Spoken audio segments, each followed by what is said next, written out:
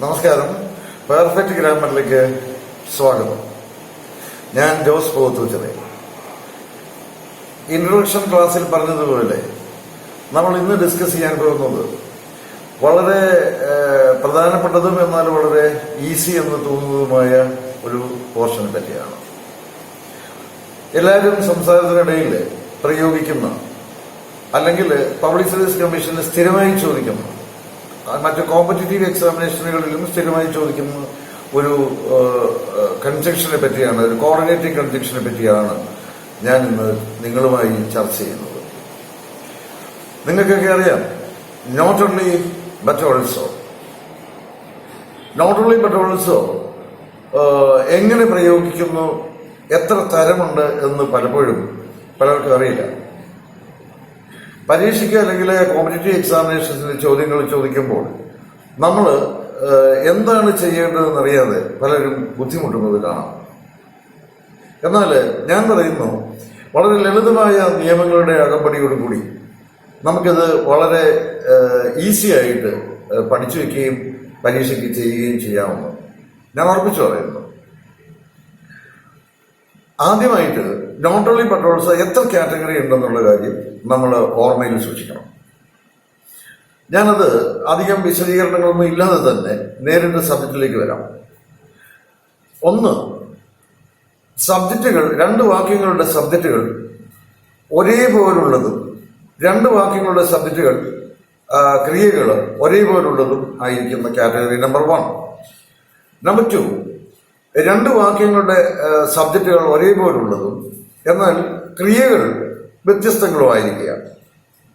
Number 3, രണ്ട് വാക്യങ്ങളുടെ സബ്ജക്റ്റുകൾ വ്യത്യസ്തങ്ങളായിരിക്കുകയും അതുപോലെ ക്രിയകൾ ഒരേപോലുള്ളതായിരിക്കുകയും ചെയ്യാം. ഇങ്ങനെ 3 കാറ്റഗറി ആയിട്ടാണ് നമുക്ക് നോട്ട് ഓൺലി ബട്ട് ഓൾസോ പഠിക്കേണ്ടത്. അതിന് തന്നെ നമുക്ക് നമ്പർ 1ലേക്ക് പോകാം. അതായത് രണ്ട് വാക്യങ്ങളുടെ സബ്ജക്റ്റുകൾ ഒരേപോലുള്ളതാണ്, അതേപോലെ തന്നെ രണ്ട് വാക്യങ്ങളുടെ ക്രിയകളും ഒരേപോലുള്ളതാണ്. ഈ വാക്യങ്ങളുടെ സബ്ജക്റ്റുകളും ക്രിയകളും ഒരേപോലുള്ളതാണെങ്കിൽ ഇനി പറയുന്ന നിയമങ്ങളാണ് നമ്മൾ അനുസരിക്കേണ്ടത്. ഒന്നാമത്തെ വാക്യത്തിലെ ക്രിയ അഥവാ സഹായക്രിയയ്ക്ക് ശേഷം നോട്ട് ഓൺലി പ്രയോഗിക്കണം. റൂൾ നമ്പർ 2, രണ്ടാമത്തെ വാക്യത്തിൽ നിന്ന് സബ്ജക്റ്റിനെയും അതേപോലെ തന്നെ ക്രിയ അഥവാ സഹായക്രിയയെയും ഒഴിവാക്കി പകരം ബട്ട് ഓൾസോ പ്രയോഗിക്കുന്നു. ഉത്തരം കിട്ടി. ഇനി ഞാനൊരു എക്സാമ്പിൾ പറയാം. He was A doctor, he was also a teacher. He was A doctor, he was also a teacher.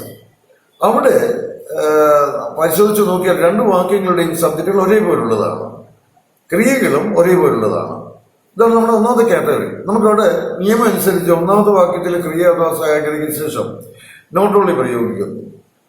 He was not only a doctor but also a teacher. രണ്ടാമത്തെ വാക്യത്തിൽ നിന്ന് സബ്ജക്റ്റിനെയും ക്രിയ അഥവാ സഹായക്രിയ ഒഴിവാക്കി പകരം ബട്ട് ഓൾസോ പ്രയോഗിച്ചു. നമുക്ക് ഉത്തരം കിട്ടി. ഇതാണ് ഒന്നാമത്തെ കാറ്റഗറിയിലുള്ളത്. രണ്ടാമത്തെ കാറ്റഗറിയിലേക്ക് നമ്മൾ പോകുമ്പോൾ രണ്ട് വാക്യങ്ങളുടെ സബ്ജക്റ്റുകൾ ഒരേപോലുള്ളതാണ്, പക്ഷേ ക്രിയകൾക്ക് വ്യത്യാസം ഉണ്ടാവും. അവിടെ നമ്മൾ എങ്ങനെയാണ് നോട്ട് ഓൺലി ബട്ട് ഓൾസോ പ്രയോഗിക്കേണ്ടതെന്ന് നോക്കാം. Example, he applied for leave, he went back home also. He applied for leave, he went back home also. രണ്ട് വാക്യങ്ങളുടെ സബ്ജക്റ്റ് ഒരേപോലുള്ളതാണ്, പക്ഷെ ക്രിയകൾ വ്യത്യസ്തങ്ങളാണ്. അങ്ങനെ വരുമ്പോൾ നമ്മൾ എവിടെയാണ് നോട്ട് ഓൺലി പ്രയോഗിക്കുക, നോട്ട് ഓൺലി ബട്ട് ഓൾസോ പ്രയോഗിക്കേണ്ടതെന്ന് ഓർത്തിരിക്കുക. എക്സാമ്പിൾ ശരിക്കും പരിശോധിച്ചതിന് ശേഷം മാത്രമേ നമ്മളൊരു കൺക്ലൂഷനിൽ എത്താൻ പാടുള്ളൂ. സബ്ജക്റ്റുകൾ ഒരേപോലുള്ളതാണ്, ക്രിയകൾ വ്യത്യസ്തങ്ങളാണ്. അങ്ങനെ വരുമ്പോൾ ഒന്നാമത്തെ വാക്യത്തിലെ സബ്ജക്റ്റിന് ശേഷം നോട്ട് ഓൺലി പ്രയോഗിക്കണം. അപ്പം ഹി അപ്ലൈഡ് ഫോർ ലീവ് എന്നുള്ളത് he not only applied for leave. രണ്ടാമത്തെ വാക്യത്തിൽ സബ്ജക്റ്റ് ആവർത്തിച്ചുകൊണ്ട് സബ്ജക്റ്റ് വേണ്ട, നമുക്ക് പകരം ബട്ട് ഓൾസോ പ്രയോഗിക്കാം. He not only applied for leave but also went back home. അവസാനം ഒരു ഓൾസോയോ ടൂവോ ആസ്വല്ലോ ഒക്കെ തന്നിരിക്കാം. അതൊന്നും പിന്നെ നമ്മൾ ആവർത്തിക്കേണ്ടതില്ല. കാരണം സമാന അർത്ഥം തരുന്ന വാക്കുകളെ വീണ്ടും നമ്മൾ എഴുതുവാൻ അല്ലെങ്കിൽ പ്രയോഗിക്കുവാൻ പാടുള്ളതല്ല. ഇപ്പൊ രണ്ടാമത്തെ നിയമവും നമ്മൾ രണ്ടാമത്തെ കാറ്റഗറിയും കണ്ടു, രണ്ടാമത്തെ നിയമവും കണ്ടു. ഇനി നമുക്ക് മൂന്നാമത്തതിലേക്ക് പോയാൽ, മൂന്നാമത് നമ്മൾ പറഞ്ഞു വെച്ചിരിക്കുന്നത് രണ്ട് വാക്യങ്ങളുടെ സബ്ജക്റ്റുകൾ വ്യത്യസ്തങ്ങളാണ്, അതേപോലെ തന്നെ ക്രിയകൾ ഒരേപോലുള്ളതായിരിക്കുക. അവിടെ നമുക്ക് എങ്ങനെയാണ് നോട്ട് ഓൺലി ബട്ട് ഓൾസോ പ്രയോഗിക്കാൻ നോക്കാം. Example, Thomas was a teacher, Isaac also was a teacher. Thomas was a teacher, Isaac also was a teacher. രണ്ടിടത്തും സബ്ജക്റ്റുകൾ വിഭിന്നമാണ്, ക്രിയ രണ്ടിടത്തും സഹായ ക്രിയ ഓസ് ആണ് വന്നിരിക്കുന്നത്, അത് സെയിം ആണ്. ഇങ്ങനെ വരുമ്പോൾ സബ്ജക്റ്റുകൾ വ്യത്യസ്തങ്ങളാണെങ്കിൽ വാക്യങ്ങളെ റൂൾസ് ഇതാണ്, വാക്യങ്ങൾ ആരംഭിക്കേണ്ടത് നോട്ടോളി ഉപയോഗിച്ചായിരിക്കണം. നോട്ടോളി ഉപയോഗിച്ച് കഴിഞ്ഞാൽ ഒന്നാമത് വ്യത്യസ്ത സബ്ജക്റ്റുകൾ വന്നിരിക്കുകയാണെന്നുണ്ടെങ്കിൽ ഒന്നാമത്തെ വാക്യത്തിൽ സബ്ജക്റ്റിനെ മാത്രമേ നമുക്ക് ആവശ്യമുള്ളൂ, നമ്മളത് സബ്ജക്റ്റിനെ മാത്രം എടുക്കുന്നത്. Not only Thomas. ഇനി സെക്കൻഡ് സബ്ജക്റ്റിലേക്ക് പോവുക, സെക്കൻഡ് സെന്റൻസിലേക്ക് പോവുക.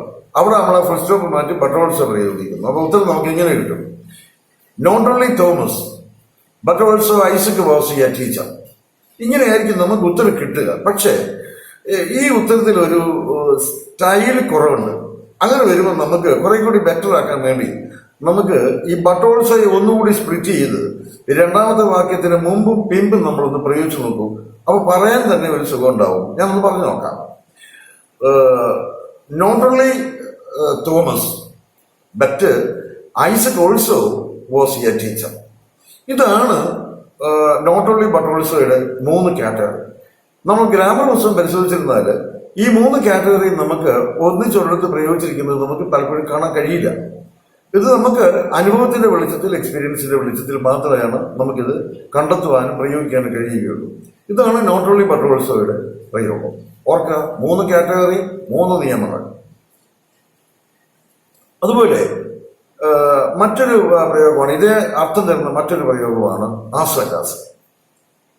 ഈ ആസ്വലാസ് നമ്മൾ ചെയ്യുമ്പോഴും ഇതേ നിയമങ്ങൾക്ക് നേരിയ വ്യത്യാസം ഉണ്ടാവും. പക്ഷേ വളരെ പ്രധാനപ്പെട്ട ഒരു നിയമം ആസ്വലാസിന്റെ കാര്യത്തിൽ ഉണ്ടാവും. ഇപ്പൊ ഏതാണ്ട് 10 മിനിറ്റോളം ആകുകയാണ്. അതുകൊണ്ട് ആസ്വലാസിനെ സംബന്ധിക്കുന്ന മറ്റ് കൂടുതൽ വിവരങ്ങൾ നമ്മൾ അടുത്ത ക്ലാസ്സിൽ നമുക്ക് ചർച്ച ചെയ്യാവുന്നതാണ്.